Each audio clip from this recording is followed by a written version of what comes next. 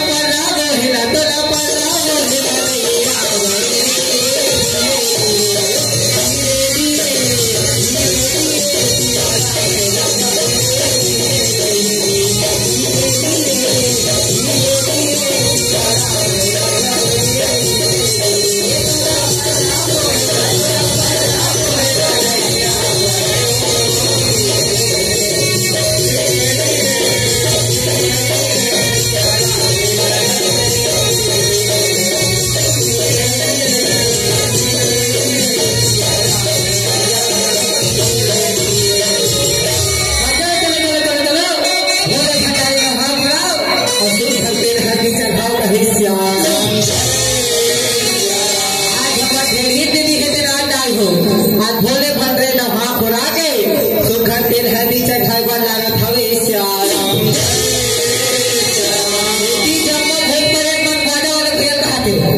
बड़े मजा में तेल हल्दी में एक तो खोखा तो बाजा दिक्कत है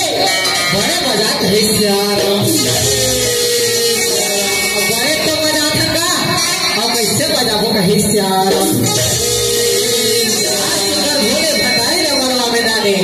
आज कोई खाने सुखर तेल हर दिन अच्छा खावा था वे श्याम तेल चढ़ेगे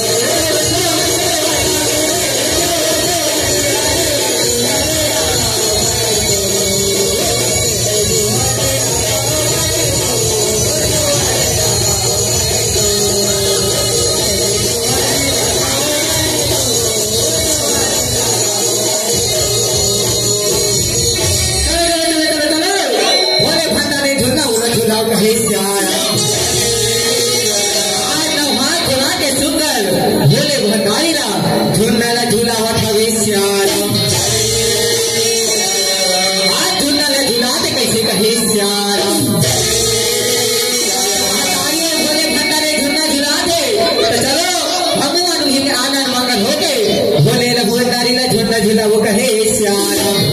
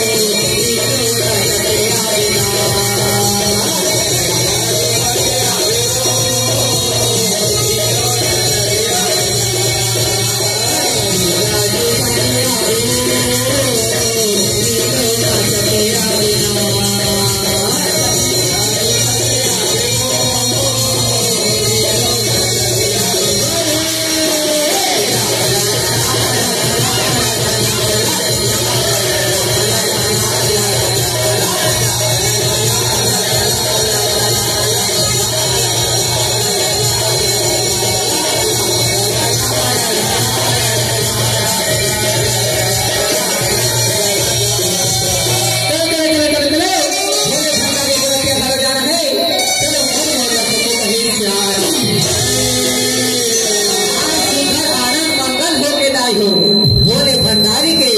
मौला सो पठावे श्याम मौरे सो पटे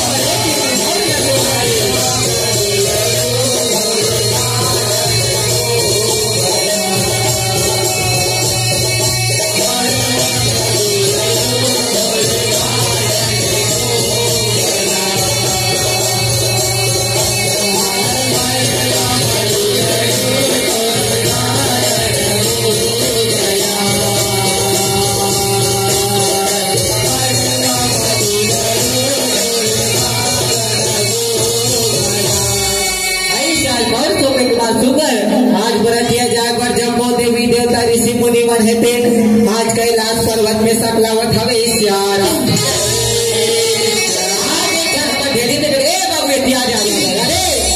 तेजा ओ बासिन का गौठान पे एक ठन बैठो ही पड़ी महिला अतंग अतंग ओ धर के लावे कहे श्याम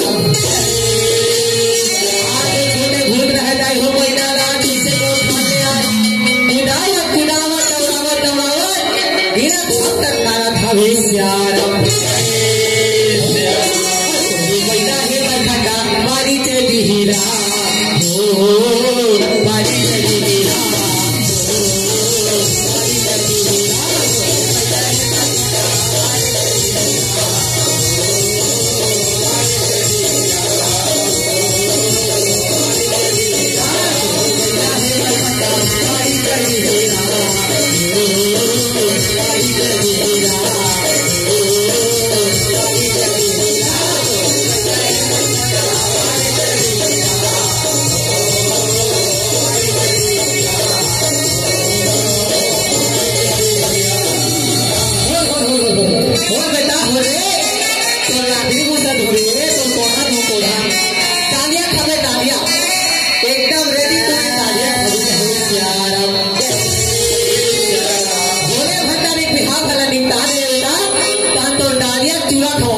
चूड़ा का बोल क्या भोले भंडारी नंदी महिला में बैठा रे आवाज सुकर राज हिमाचल रानी मैना के राज दरबार को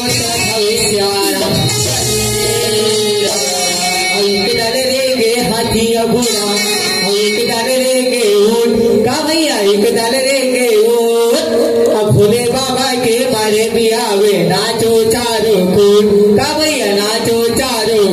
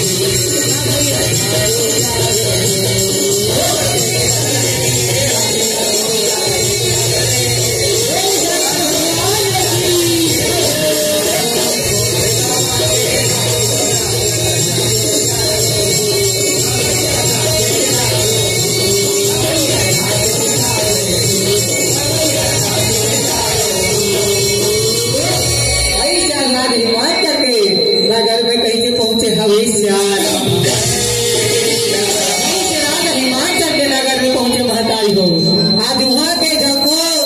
आग रहे क्या देखा भोले भंडा ने कहा बने बने तो न जाने भोला और अंग भर भभुला गाए भोला और हाथी घोड़ा छोड़ा और दुर्गा बैला में आए हो राम और हाथी घोड़ा छोड़ के बोला दुर्गा बैला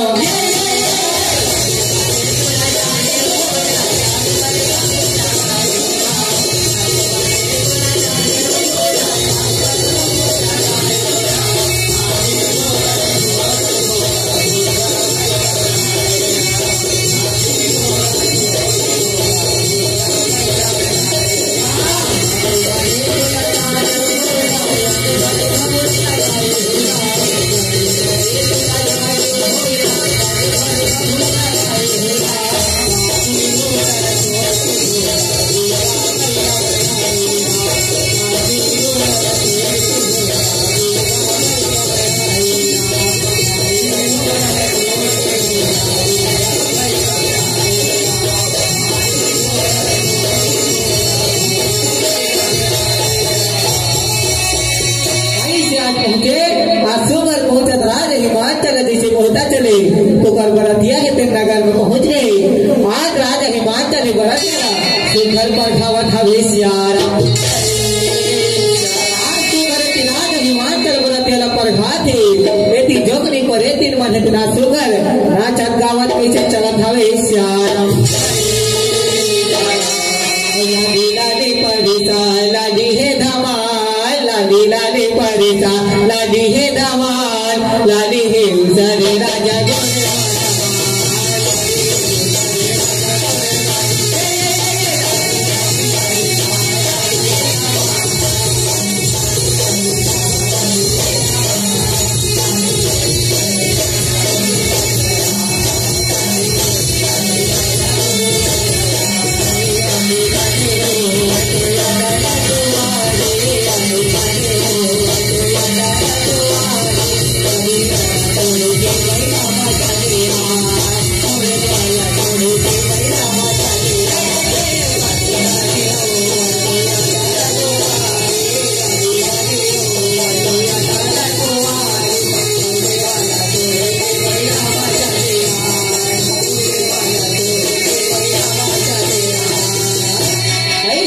आज जैसे राजा हिमाचल के राज दरबार में पहुंचे। आज सुनकर माता पार्वती तलवार माला ले आवाज भोले भंडारी के गला में डाला था वेश्यार शंकर भगवान की महादेव की महाकाल महाराज की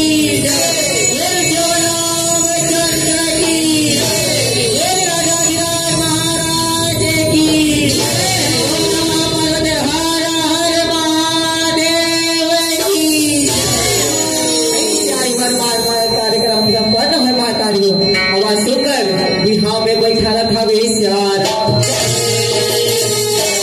बिहार में बैठा सुंदर ऋषि मुनि हेतु मंत्र पड़ा था वेश्यार कर्पूर गौरम कर्णावतारम संसारे सार